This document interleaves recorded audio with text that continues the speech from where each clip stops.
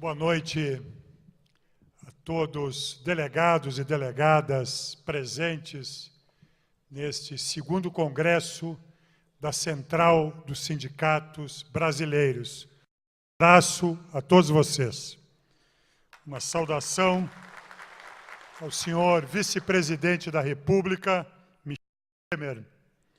Um abraço muito carinhoso, muito respeitoso ao presidente da Central dos Sindicatos Brasileiros, companheiro Antônio Neto.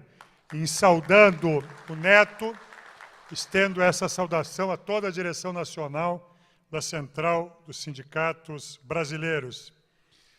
Saudar todas as representações das delegações internacionais, OIT, das diversas centrais sindicais, parlamentares aqui presentes, que traduzem o respeito, a importância e a qualidade do congresso que vocês realizam.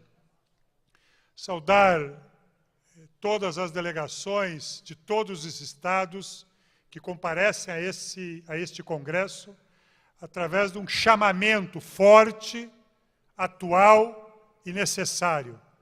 O segundo congresso da CSB é convocado a partir da consigna Independência, Desenvolvimento e Justiça Social. E tenho absoluta certeza que, ao longo desses dias, vocês irão reafirmar as ideias que irão colaborar para a afirmação de uma estratégia de desenvolvimento justo, correto, para o nosso país. Eu quero compartilhar com vocês, presidente Neto, vice-presidente Michel Temer, todos vocês que acompanharam esta abertura. É uma coisa impressionante a atualidade dos atos, dos gestos e dos compromissos do ex-presidente Getúlio Vargas. E faço referência a dois temas. Meu companheiro Feijó, secretário especial do Trabalho, nosso companheiro do Ministério que está aqui, e todos os demais companheiros do governo. E faço referência a dois temas que trazem para este nosso século a atualidade e a visão estratégica e o compromisso com o nosso país que nós enxergamos nesse vídeo. E que atualiza o nosso compromisso com a manutenção desse projeto de fazer do nosso país uma grande nação, cada vez mais justa, cada vez mais igualitária. O primeiro deles, todos nós sabemos que o ex-presidente Getúlio Vargas foi o presidente que inaugurou a ideia forte de um Estado capaz de regular as relações de trabalho naquilo que era um padrão básico de normas e regras que ofereciam um processo civilizatório naquela época. Regras e leis que se consolidaram na CLT, na nossa consolidação da legislação trabalhista, e foi o Getúlio que instituiu a base dos contratos de trabalho simbolizados na carteira do trabalho ou na carteira do trabalhador. Lá, inicia-se uma relação democrática, de uma democracia que constrói as nossas leis trabalhistas. E são estas leis que vêm sendo aperfeiçoadas num processo democrático permanentemente pelo Congresso Nacional e que compõem um patrimônio das relações de trabalho desse país e que, de conjunto, constitui um patrimônio dos direitos dos trabalhadores e trabalhadoras desse país. E, a partir disso, a partir da liderança e da organização sindical, se constroem normas que criam as condições específicas através dos contratos de trabalho, dos contratos coletivos, das normas diferenciadas das nossas categorias. E por que eu trago isso para esse debate? Porque no momento em que nós acompanhamos a trajetória que constrói este país mais igual, que inaugura a construção de leis que organizam e dão base às relações de trabalho, é o momento de lutarmos pela preservação desse código mínimo e básico das legislações de trabalho, no momento em que alguns querem substituir, enterrar, rasgar a legislação brasileira em nome da negociação direta das relações de trabalho. Nós não queremos esse instituto no nosso país. Nós queremos o Instituto da Livre Negociação. Nós queremos um instituto que valorize a negociação direta. Mas nós queremos que as normas e as leis constituam piso garantidor das relações de trabalho e da distribuição de renda e da garantia nos nossos locais de trabalho como patamar básico das relações de trabalho. Portanto, aqui se trava, mais uma vez, ao longo da nossa história, a luta pelos direitos do povo trabalhador desse país, rigorosamente atualizada nos dias de hoje. E o segundo tema que a memória do ex-presidente Getúlio Vargas traz para todos nós, na sua visão estratégica de construção de um país, é a agenda da Petrobras. Símbolo maior do nosso país, patrimônio maior do povo brasileiro, patrimônio da nossa capacidade tecnológica, da nossa capacidade de liderança mundial, de construção de conhecimento, de inovação, de fronteira tecnológica. Neste momento em que nós avançamos ao longo dos últimos anos, e a partir do presidente Lula, da presidenta Dilma, do vice-presidente Michel Temer, nós construímos um marco regulatório que faz do petróleo e que atualiza o caráter estratégico do petróleo a partir do novo marco regulatório do nosso país, especialmente a partir do pré-sal, conquista e patrimônio do povo brasileiro, riqueza do nosso povo, e que mesmo nos momentos de menor preço, nós sabemos que essas oscilações não retiram o caráter estratégico do petróleo para as nações e para o nosso país. Garantimos a presença obrigatória da Petrobras como base da construção e da afirmação de uma política industrial estratégica para o nosso país e como base para a afirmação do conteúdo local e da produção nacional, dos bens, equipamentos e serviços para a grande indústria do petróleo no nosso país.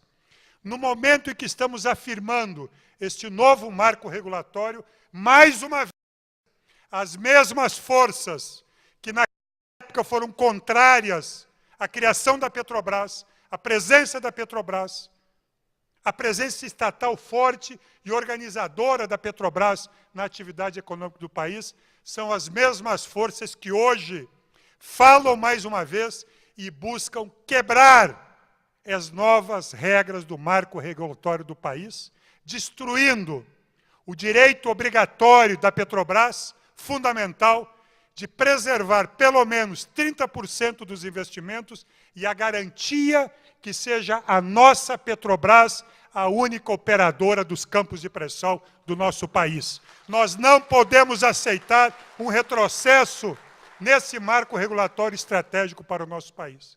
E trago essas duas referências importantes, porque a CSB tem tido a capacidade estratégica adequada e correta, e necessária, de lutar pela renda e pelos direitos trabalhistas mais imediatos do povo trabalhador, mas, ao mesmo tempo, tem sido capaz de sustentar os grandes debates democráticos, os grandes debates estratégicos que constroem o desenvolvimento do nosso país e que transformam o nosso país na grande nação que queremos.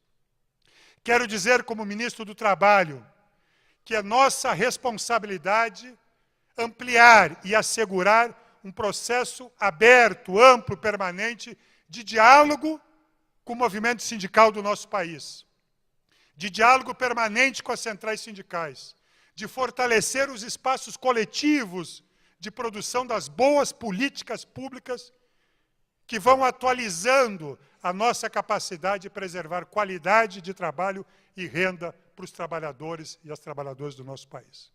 A CSB tem liderado momentos importantes do nosso país, uma pauta correta, democrática, uma pauta garantidora dos direitos dos trabalhadores. E nos momentos em que alguns desse país procuravam questionar os mandatos democraticamente eleitos da presidenta Dilma Rousseff e do vice-presidente Michel Temer, a CSB liderou a luta pela democracia, pela legalidade e pelo respeito ao voto do povo trabalhador desse país.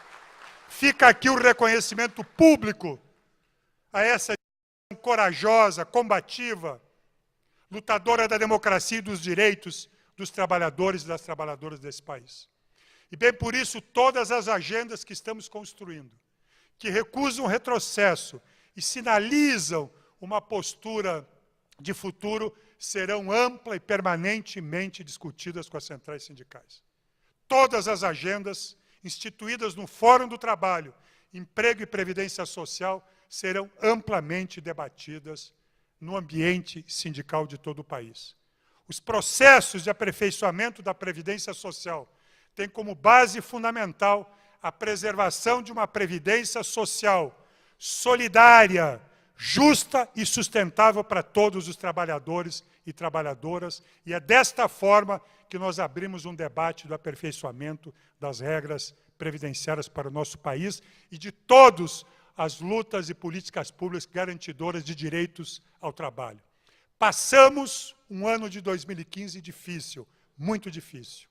Trabalhamos como prioridade, a partir da liderança da presidenta Dilma Rousseff e do vice-presidente Michel Temer, para fazer de 2016 um ano de retomada do crescimento econômico, de preservação dos nossos direitos, de recuperação do trabalho e emprego como elemento prioritário na disputa de construção do nosso país e na preservação do salário e da renda dos nossos trabalhadores. É o trabalho que constrói o país, é o trabalho que constrói o Brasil, e são aqueles que, com seu trabalho, constroem esse país que nós devemos honrar com dedicação, com trabalho e com respeito. E quero, por fim, presidente Neto, amigos, amigas, companheiros e companheiras, nesta abertura do Congresso, fazer aquilo que eu traduzo e quero que assim vocês acolham. Um ato formal que traduz o reconhecimento do Estado e do governo ao grande trabalho que vocês vêm realizando, dessa construção extraordinária da CSB, com uma grande referência de centrais sindical no nosso país. E por que eu digo isso, presidente Neto? Porque faz parte, e o nosso Vida anunciava, porque vocês trabalharam muito, e porque vocês trabalharam bem, vocês cresceram. E porque vocês cresceram, vocês ocuparam espaços para apresentar as suas ideias, as suas propostas. E porque vocês cresceram, vocês ocuparam espaços de responsabilidade maior. E por que eu digo isso? Eu digo isso porque, a partir de amanhã, será publicado, presidente Antônio Neto, no Diário Oficial da União, decreto da presidenta Dilma Rousseff, que assegura a representação da Central dos Sindicatos Brasileiros no Conselho do Fundo de Garantia por Tempo de Serviço e no Conselho do Fundo de Amparo ao Trabalhador. Dois conselhos que representam patrimônios e conquistas do povo trabalhador. A partir de amanhã, a voz, a força da CSB estará presente, colaborando para o fortalecimento desses fundos e da política de proteção aos trabalhadores no Brasil. Viva a CSB, viva o 2º Congresso da Central dos Sindicatos Brasileiros. Um abraço a todos vocês. Bom congresso!